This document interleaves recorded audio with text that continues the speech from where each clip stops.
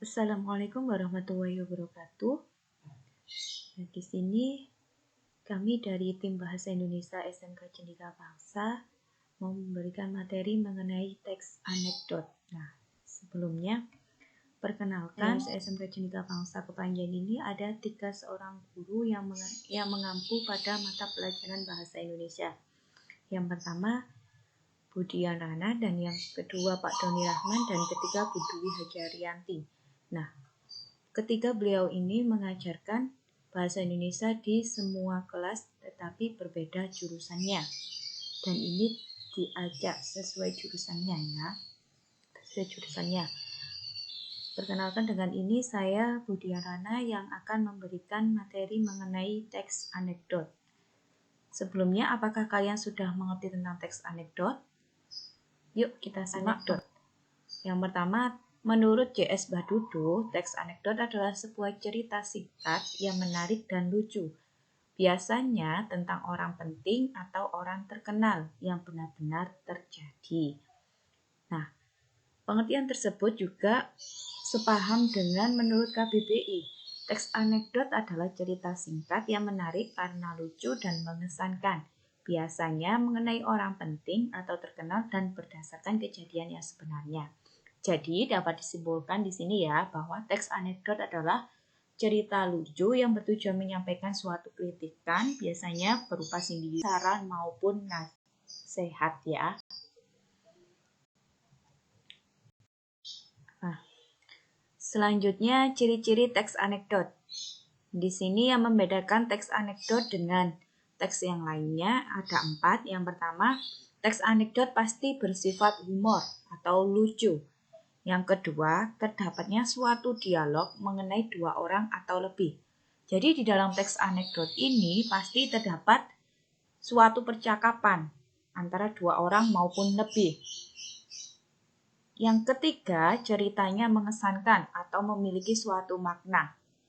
Di sini penulis dituntut untuk lebih kreatif ya, agar teks anekdot benar-benar ciri-cirinya ini muncul, yaitu mengesankan. Dan yang terakhir, biasanya teks anekdot ini ada yang bersifat fiktif maupun non-fiktif. Jangan sampai salah ya, bersifat fiktif itu artinya khayal, dan kalau non-fiktif berarti nyata. Struktur teks anekdot ini terbagi menjadi 5. Yang pertama ada abstrak. Nah, pada bagian abstrak, bagian di awal paragraf yang berfungsi memberikan gambaran tentang isi teks. Biasanya posisi abstrak ini berada setelah judul. Nah, di bagian awal suatu cerita biasanya ada pengantar, di mana bisa tentang tokoh maupun latarnya. Sedangkan orientasi adalah bagian yang menunjukkan awal kejadian cerita atau latar belakang bagaimana peristiwa terjadi. Lalu kira-kira apa perbedaan antara abstrak dan orientasi? Ada yang tahu? Nah, saya jelaskan ya. Abstrak itu menjelaskan tentang pemaparan tokoh maupun latarnya biasanya. Sedangkan orientasi ini tentang latar belakang bagaimana peristiwa itu terjadi. Nah, itu ya kalau orientasi perbedaannya. Lalu di sini yang ketiga ada krisis. Nah, krisis ini adalah bagian yang menjadi hal atau masalah unik. Nah, di bagian krisis ini suatu masalah mulai muncul. Nah, yang ada di teks anekdot masalahnya apa? Itu misalkan masalahnya tentang, nah itu mulai muncul. Lalu selanjutnya ada struktur yang keempat yaitu reaksi. Reaksi adalah respon terhadap suatu masalah atau hal unik tersebut ya. Jadi tanggapannya tentang suatu kejadian itu tadi. Setelah muncul suatu kejadian, maka ada reaksi yaitu responnya, tanggapan. Lalu yang terakhir ada koda. Koda ini adalah bagian penyelesaian akhir dari suatu masalah atau hal unik tersebut. Misalkan yang diambil pilihannya A atau yang B. Nah, itu bagian penyelesaian akhir di koda ya. Di sini ada contoh teks anekdot yang berjudul Sekolah Bertaraf Internasional. Nah, saya memberikan contoh ini. Yang pertama yaitu paragraf pertama, hari yang cerah di salah satu rintisan sekolah bertaraf internasional. ada seorang guru muda yang memberikan pengumuman kepada semua siswa. Nah, di sini ini bisa termasuk ke dalam abstrak maupun orientasi. Nah, abstraknya adalah hari yang cerah di salah satu rintisan sekolah bertaraf internasional. Lalu, pada kalimat ada seorang guru muda yang memberikan pengumuman kepada semua siswa, itu termasuk orientasi. Nah, perlu kalian ketahui bahwa antara abstrak dan orientasi itu bisa jadi satu paragraf, bukan berbeda paragraf, ya. Kita melihat dari teksnya terlebih dahulu. Di sini hanya ada satu paragraf. Nah, yang dimasuk abstrak yaitu kalimat yang pertama, hari yang cerah di salah satu rintisan sekolah bertaraf internasional. Lalu bagian orientasinya adalah ada seorang guru muda yang memberikan pengumuman kepada semua siswa. Nah, ini mulai masuk ke dalam sebuah dialog, yaitu guru yang pertama, anak-anak, alhamdulillah kita dapat kabar gembira. Sebentar lagi sekolah kita resmi menjadi sekolah bertaraf internasional atau SBI. Nah, untuk menyambut hari bahagia itu, apa yang akan kalian siapkan? Coba Satria Baja Hitam, apa yang akan kamu persiapkan? Lalu Satria Baja Hitam menjawab, bahasa Inggris Bu, ya belajar bahasa Inggris. Guru, tepat sekali Satria Baja Hitam kamu. Oncoman, apa yang akan kamu persiapkan? Uang, Bu. Mendengar jawaban tersebut, guru muda tadi penasaran. Kemudian dia melanjutkan pertanyaan pada Oncoman. Loh, kok uang? Ya jelas, Bu. Soalnya kalau sekolah kita jadi SBI, pasti bayarnya lebih mahal kan? Gak mungkin bakal sama aja. Loh, kamu kok begitu? Begini Oncoman, sekolah bertaraf internasional itu berarti sekolah kita sama bagusnya dengan sekolah-sekolah di luar negeri sana.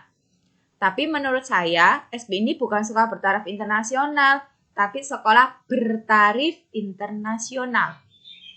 Mendengar jawaban Oncoman yang kritis, guru muda tadi hanya bisa terdiam. Mungkin hatinya mengiyakan untuk menormalkan situasi. Dialihkanlah pembicaraan menjadi tentang materi pelajaran yang agar kondusif kembali. Nah, di sini saya akan menjelaskan bagian mengenai struktur yang ketiga, 4, dan 5. Tadi kan sudah abstrak sama orientasi. Nah, sekarang krisis.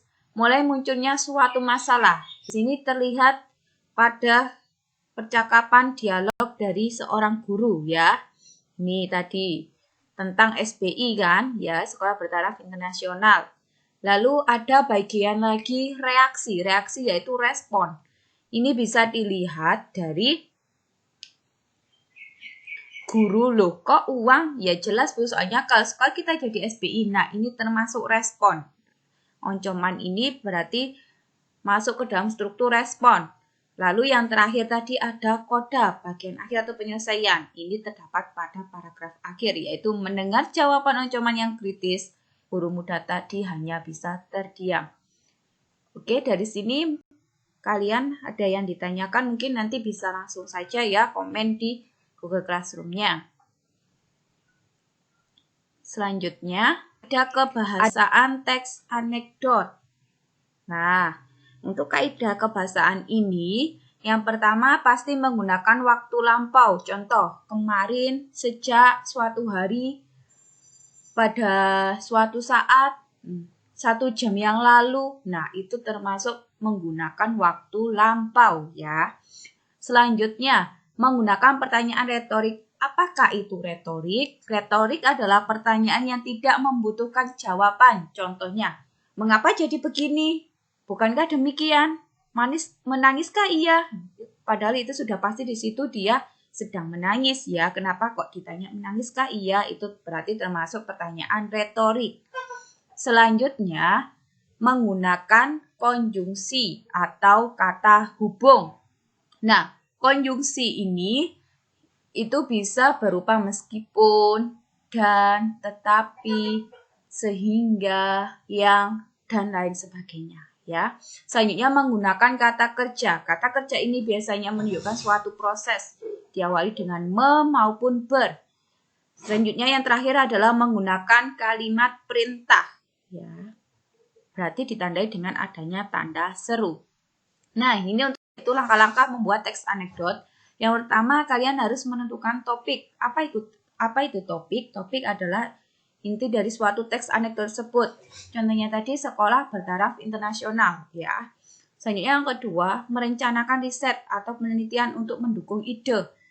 Nah, dari singkatan SBI itu bukan hanya berarti sekolah bertaraf internasional, tetapi tadi contohnya adalah sekolah bertarif internasional. Nah, itu termasuk ide ya. Selanjutnya yang ketiga yaitu melakukan inovasi. Apa itu inovasi? Inovasi itu adalah penggalian ide ya, agar muncul dan memiliki suatu khas tersendiri. Selanjutnya yang terakhir adalah menulis cerita dengan matriks, yaitu atau kerangka, ya, sesuai kerangka rancangan.